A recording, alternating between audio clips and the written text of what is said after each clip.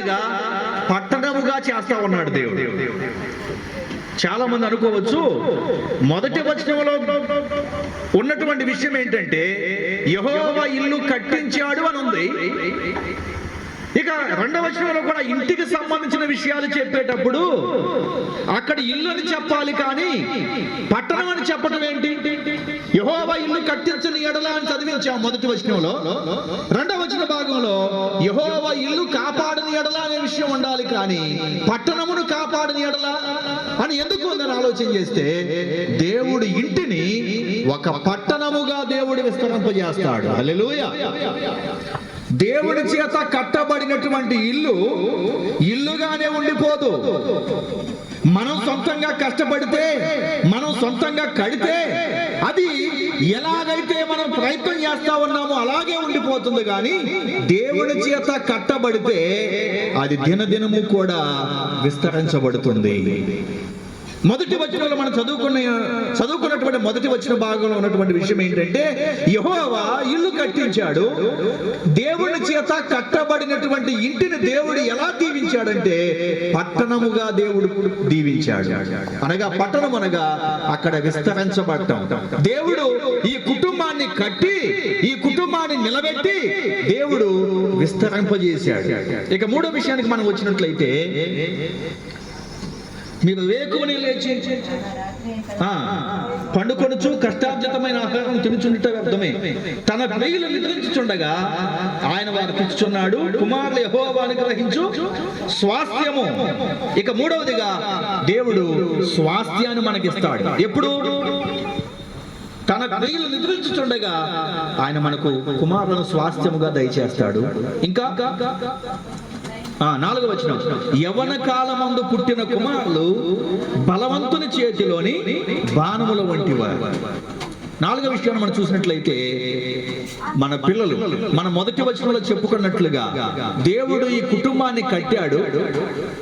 కట్టడమే కాదు, దేవుని చేత కట్టబడినటువంటి కుటుంబాన్ని విస్తరింపజేశాడు. పట్టణంలాగా చేసి దేవుడు ఆ కుటుంబంలో దేవుడు బహుమానంగా స్వాస్థ్యముగా దయచేసినటువంటి పిల్లల్ని దేవుడు స్వాస్థ్యముగా దయచేశాడు.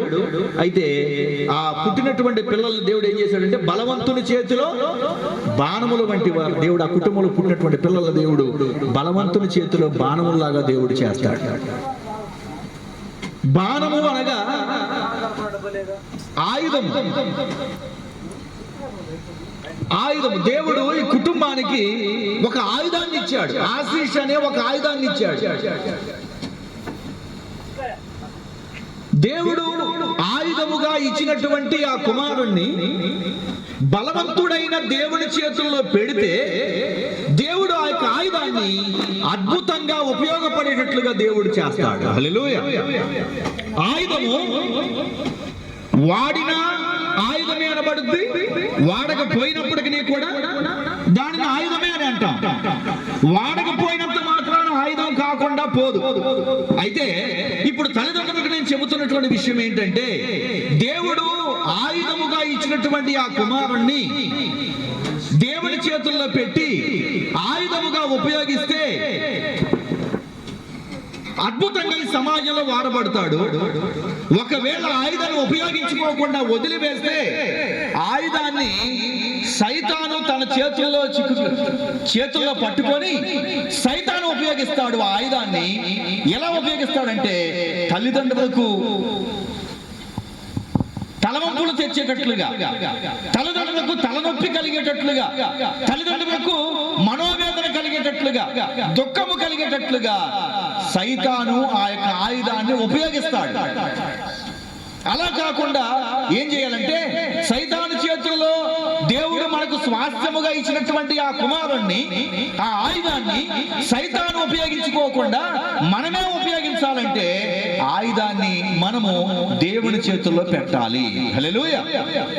దేవుడు ఒక ఆయుధాన్ని ఇచ్చాడు, ఆయుధాన్ని ఉపయోగించాలి. ఇంకా మీకు అర్థం కావడం కోసం ప్రసంగి గ్రంథం 4వ అధ్యాయము 9వ వచన భాగం నుంచి 12వ వచనం దాకా మనం చదవగలిగితే, ఇప్పుడు అవన్నీ చదివి చెప్పేంత టైం కాదు, కానీ అక్కడ ఉన్నటువంటి విషయం ఏంటంటే మీరు ఒక్కళ్ళగా ఉండటం వల్ల ఉపయోగం ఏమి ఉండదు.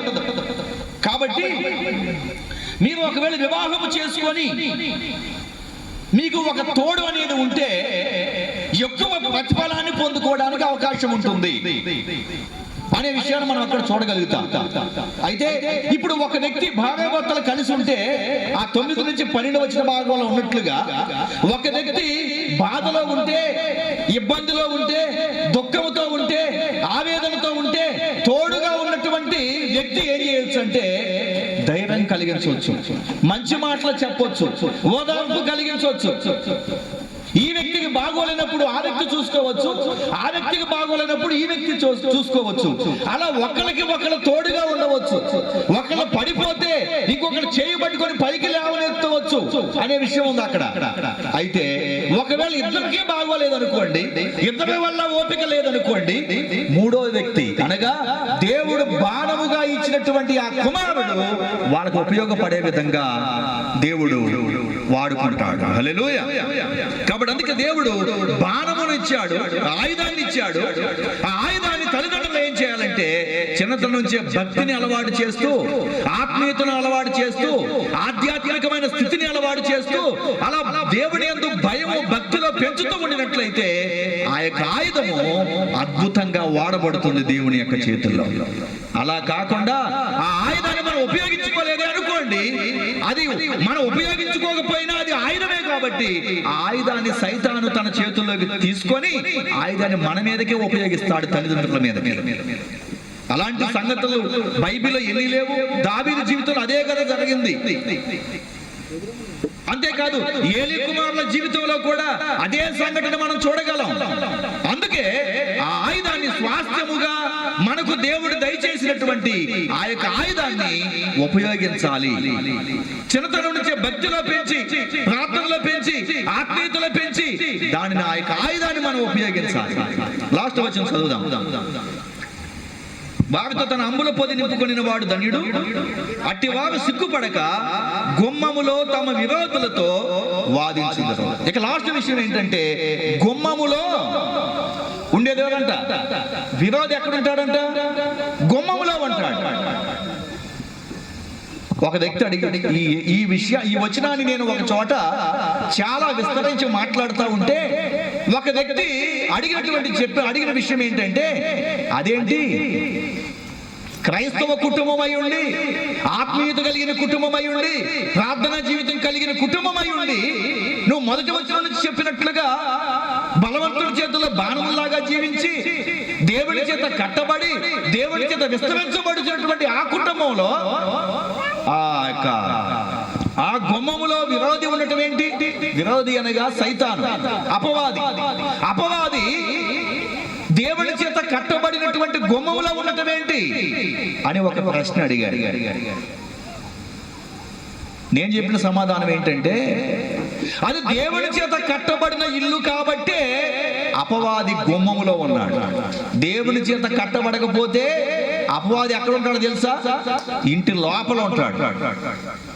ఇంటిలోకి రావడానికి వీల్లేక, ఇంటిలో దేవుడి చేత కట్టబడిన ఇల్లు కాబట్టి, ప్రార్థనా స్తుతులతో నింపబడిన ఇల్లు కాబట్టి ఆ ఇంటిలోనికి అడుగు పెట్టే దమ్ము లేక ఆ విరోధిగా పిలువబడుతున్నటువంటి అపవాది గుమ్మములో నిలిచి ఉన్నాడు. అక్కడ ఎందుకు నిలిచి ఉన్నాడు అని ఆలోచన చేస్తే అలనాటి మహా భక్తులే కొన్ని సమయాల్లో కునికి నిద్రించినప్పుడు వాళ్ళను శోధించే ప్రయత్నాలు చేశాడు ఆనాటి కాలంలో అపవాది. ఇప్పుడు కూడా మనం మన యొక్క ఇంటిలో ప్రార్థన తక్కువైపోతే, ఆత్మీయత తక్కువైపోతే, భయభక్తులు తక్కువైపోతే, విశ్వాసం తక్కువైపోతే, ఉపవాసాలు తక్కువైపోతే, దేవుని యందు భక్తి మనలో సన్నగిల్లిపోతే ఎప్పుడు సందు దొరికిద్దా, ఎప్పుడు ఇంట్లో అడుగు పెట్టాలా అని గుమ్మములో ఉండి అపవాది ప్రతి క్షణము ఎదురు చూస్తా ఉంటాడు. మనం ఏదైనా కొంచెం భక్తి తగ్గిపోయింది అనుకోండి, మనలో కొంచెం ఆత్మీయత తగ్గిపోయింది అనుకోండి, దేవుని యందు భయం తగ్గిపోయింది అనుకోండి, అపవాది గుమ్మములో, అప్పటిదాకా గుమ్మములో ఉన్నటువంటి అపవాది ఇంటిలో ఏదో ఒక విధంగా చోటు చేసుకొని లోపల తిష్ట వేస్తాడు. అపవాది ఇంట్లో తిష్ట వేసాడే అనుకోండి, ఇక మనం కోలుకోలేము. ఏదో ఒక విధంగా ఎన్నో విధాలుగా మనల్ని పడగొట్టడానికి, మనల్ని కూలగొట్టడానికి మొదటి వచనాలు చెప్పుకున్నా. ఏంటి? దేవుడు కట్టించేవాడే కానీ, నిలబెట్టేవాడే కానీ పడగొట్టేవాడు కాదని చెప్పుకున్నా. అయితే ఇప్పుడు లాస్ట్ వచనంలో గుమ్మములో నిలిచి ఉన్నది అపవాది దేనికి అంటే మనల్ని పడగొట్టడానికి, మనల్ని కూలగొట్టడానికి, మనల్ని నాశనం చేయడానికి వాడు గుమ్మములో తిష్ట వేసుకొని ఉన్నాడు. అయితే ఇప్పుడు మనం ఏం చేయాలి తెలుసా? తిష్ట అంటే తెలుసా మీకు అర్థం? ఇప్పుడు ఒక వ్యక్తి మన ఇంటికి వచ్చి కూర్చున్నాడు. మనమేమో ఇంట్లో చాలా పని ఉంది, హడావిడిగా ఇంట్లో పని చేసుకుంటున్నాం. హడావిడిగా పని చేసుకొని ఒక చోటకి వెళ్ళాలనుకుంటున్నాం మనం. కానీ ఆ వ్యక్తి ఏమో కదిలేటట్లు లేడు. ఈయన ఎప్పుడు పోతే మనం బయటికి వెళ్ళాలా, మనం పని చేసుకోవాలని చూస్తున్నాం. అప్పుడు ఏమంటాం మనం? పక్క వ్యక్తితో చెప్పేటప్పుడు, అరే వీడు టెస్ట్ చేసుకొని కూర్చున్నాడు, కదిలేటట్టే లేడు అంటాం. అంటే ఆ వ్యక్తి అక్కడ కూర్చోవటం ఇష్టం లేకపోతే ఏమంటాం? ఏ పదం ఉపయోగిస్తాం మనం? తిష్ట వేశాడు అంటాం. అయితే దేవుడు మన జీవితాలు, మన కుటుంబాలను కట్టాలంటే, దేవుడు మన కుటుంబాలను విస్తరించాలంటే, దేవుడు మన పిల్లల్ని తన చేతిలో ఒక ఆయుధంలాగా వాడాలంటే, మన దేవుని సన్నిధిలో గంటల గంటల తిష్ట వేసుకోవటం వల్ల ఉపయోగం లేదు. ఇక్కడ తిష్ట వేసుకొని నువ్వు రేయింబగలు దేవుని సన్నిధిలో కూర్చున్న ఏ ఉపయోగం లేదు. ఎప్పుడు దేవుడు నీ ఇల్లు కడతాడంటే, ఎప్పుడు నిన్ను విస్తరిస్తాడంటే నువ్వు తిష్ట వేసినప్పుడు కాదు. తిష్టక ముందు ఒక అక్షరం పెట్టండి, ప్రాణి అక్షరం పెడితే ప్రతిష్ట. మన జీవితాలను ఎప్పుడైతే దేవుడికి ప్రతిష్ట చేసుకుంటామో అప్పుడు దేవుడు మనల్ని బలవంతుని చేతిలో బాణముల్లాగా చేస్తాడు. మన యొక్క ఇల్లును కడతాడు, మన కుటుంబాలను, మన ఇంటిని పట్టణములాగా విస్తరింపజేస్తాడు. హల్లెలూయా. అందుకే లాస్ట్ వచనంలో మనం చదువుకున్నటువంటి విషయం ఏంటంటే, మన గుమ్మములో విరాడిగా పిలువబడుచున్నటువంటి అపవాది నిలిచి ఉన్నాడు. ఎప్పుడు మన ఇంట్లోకి అడుగు పెట్టాలా, ఎప్పుడు మన కుటుంబాన్ని శోధించాలా, ఎప్పుడు మనల్ని పడగొట్టాలా అని చూస్తా ఉన్నాడు వాడు.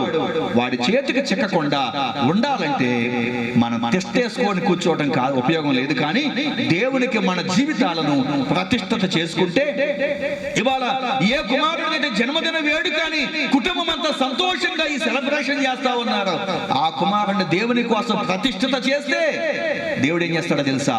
మొదటి వచనంలో చెప్తున్నట్లుగా ఆ ఇంటిని దేవుడు కడతాడు. రెండవ వచనంలో విషయాన్ని మనం చెప్తున్నట్లుగా ఆ కుటుంబాన్ని ఒక పట్టణములాగా విస్తరింపజేస్తాడు. ఇంకా ఆయన మనకు బలవంతుని చేతుల బాణములాగా ఆ బిడ్డను దేవుడు ఒక ఆయుధములాగా అద్భుతంగా ఈ కుటుంబానికి వాడబడేటట్లు చేస్తాడు. ఇందాక మనం చెప్పుకున్న ప్రసంగ గ్రంథంలో చూసాం కదా, భార్య భర్తలు ఏం చేయాలంటే, గుమ్మములో అపవాది నిలిచి ఉన్నాడు, వాడు లోపల అడుగు పెట్టకుండా, వాడి ఇంట్లో ఉన్న కుటుంబాన్ని శోధించకుండా ఉండాలంటే భార్య భర్త కలిసి అనుదినము కూడా ఇంటిలో మోకాళ్ళేసి ప్రార్థన చేయాలి.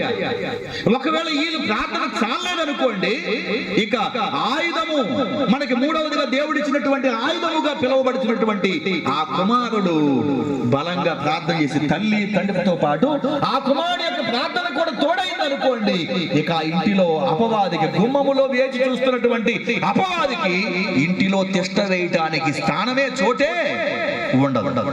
కాబట్టి మనం దేవుడు మన ఇంటిని కట్టాలన్నా, అనగా మన జీవితాలను కట్టాలన్నా, మన దేవుడి చేత కట్టబడినటువంటి మన కుటుంబాన్ని దేవుడు విస్తరింప చేయాలన్నా, దేవుడు మనకు స్వాస్థ్యముగా ఇచ్చినటువంటి ఆ ఆయుధాన్ని దేవుడు అద్భుతంగా ఉపయోగించాలంటే ఆ కుమారుడిని బలవంతుడైనటువంటి దేవుడి చేతుల్లో పెట్టాలి. అంతేకాదు లాస్ట్ వచనం మనం చదువుకున్నట్లుగా ఆ గుమ్మములో నిలిచి ఉన్నటువంటి అపవాది ఇంటిలో ప్రవేశించకుండా కుటుంబం అంతా బలంగా ప్రార్థన చేయాలి. ఆ విధంగా చేయగలిగితే దేవుడు అపవాదికి మన ఇంట్లో స్థానం లేకుండా చేసి ఆ ఇంటిని చిన్నపాటి పరలోకంగా దేవుడు దీవిస్తాడు. నిత్యము సుఖములు సంతోషముల చేత మన కుటుంబము వర్ధిల్లేటట్లుగా చేస్తాడు. మన పిల్లల్ని బలవంతుని చేతిలో మనం పెట్టాము గనక, దేవుడు ప్రతిష్ఠిత చేశాం గనక బలవంతుని చేతికి దేవుడు ఆ పిల్లల్ని ఒక ఆయుధములాగా అద్భుతంగా ఈ సమాజంలో వాడబడేటట్లుగా దేవుని రాజ్యము విస్తరించబడేటట్లుగా, అనేక నూతనాత్మలను దేవుని కోసం నడిపించడానికి ఒక సాధనంగా, ఆయుధంగా వాడబడేటట్లుగా దేవుడు ఆ బిడ్డను దీవించడానికి ఆయన శక్తివంతుడిగా ఉన్నాడు. కాబట్టి మన ఇల్లు కట్టబడటం కోసం, మన కుటుంబం దేవుడి చేత విస్తరించబడటం కోసం బలవంతుని చేతికి మన కుమారుని ప్రతిష్ఠిత చేసి ఆయనకు సమర్పిస్తాం. అంతేకాదు ఆ గుమ్మములో నిలిచి ఉన్నటువంటి అపవాదిని ఇంటిలో ప్రవేశించకుండా కుటుంబం అంతా ఐకమత్యంగా బలంగా ప్రార్థన చేద్దాం. అటువంటి భక్తిలో, ప్రార్థనలో, ఆత్మీయతలో ముందుకు కొనసాగి దేవుడి చేత కట్టబడే విధంగా మన కుటుంబాలు ఉండేటట్లుగా భక్తిలో కొనసాగి దేవుడి దయచేసి విలువైనటువంటి దీవెనలు పొందుకుందాం. ఇట్టి కొద్ది మాటలను దేవుడు మన వినికిడిలో దీవించునుగాక. ఆమేన్.